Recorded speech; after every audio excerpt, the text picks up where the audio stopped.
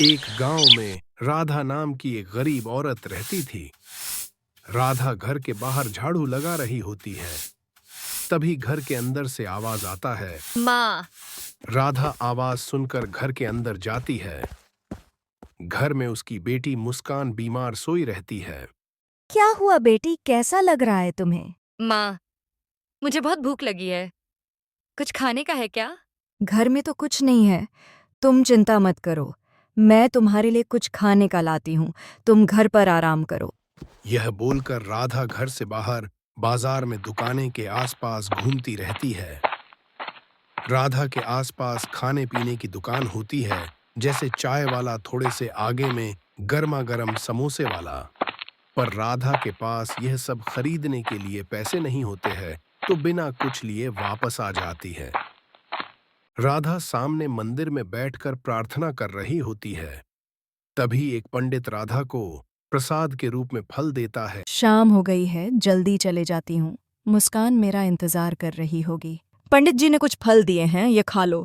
पर फल से किसका पेट भरेगा? दोनों माँ बेटी बैठकर फल खा रहे होते हैं। तभी बाहर से दरवाजे खटकने की आवाज आई। इतनी रात में कौन होगा, जाकर देखती हूँ। राधा बाहर जाकर देखती हैं तो एक आदमी बैग पकड़कर खड़ा रहता है। देखने में शरीफ और शहर का लग रहा था। मैं शहर से आया हूँ। क्या मैं आपके यहाँ रात रुक सकता हूँ? मैं गांव में अनजान हूँ। जी जरूर, अंदर आइए। आपको देने को हमारे यहाँ कुछ नहीं है। कोई बात नहीं, मैं बैग में कुछ खाने का लाया हूँ। हम सब यही खा लेते। यह तो दिखने में टोस्ट जैसा लग रहा है। यह वड़ा पाव है। शहर में यह खूब चलता है, लोग इसको खाने के लिए लाइन लगाते हैं। हम इसे पहली बार देख रहे हैं, वैसे ये बनता कैसे है? और वह आदमी राधा को वड़ा पाव बनाने की तरीका बताता है। तीनों बैठकर वड़ा पाव खाने लगते हैं। खाने के बाद मुस्कान और मां खाट में और वह आदमी को जमीन में बिस्तर लगाकर सोता है। सुबह होते ही वह आदमी वहां से चला जाता है। पर राधा के दिमाग में वड़ा पाव वाली बातें चल रही होती है। क्या हुआ माँ? क्या सोच रही हो? क्यों ना हम भी वड़ा पाव बनाकर देखें? क्या पता गांव में बेचेंगे तो लोगों को पसंद आ जाए। हाँ माँ, सही कह रही हो, पर हमारे पास तो कुछ सामान नहीं है। हाँ, तुम घर का ख्याल रखो, मैं आती हूँ थोड़ी देर में। यह बोलकर राधा फिर से बाजार की ओर चले जाती है।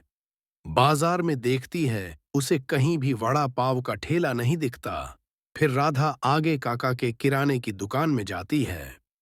काका, मुझे उधार में थोड़ा कुछ सामान चाहिए। ठीक है बेटा, ये लो तुम्हारे सामान। धन्यवाद काका, मैं कल ही आपका पैसा लौटा दूंगी। यह बोलकर राधा वहां से घर के लिए निकल जाती है। ये देखो, मैं काका की दुकान से सामान लाई हूँ। फिर राधा और मुस्कान वड़ा पाव बनाने लगते हैं। वड़ा पाव बनाकर वह गांव में सबसे पहले स्कूल के बाहर बच्चों को खिलाते हैं।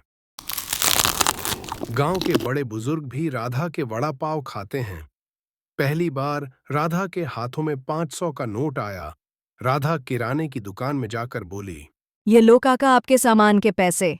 अरे राधा बिटिया, तुम तो बहुत जल्दी पैसा ले आई हो। जी काका, बस आप बड़ों का आशीर्वाद है।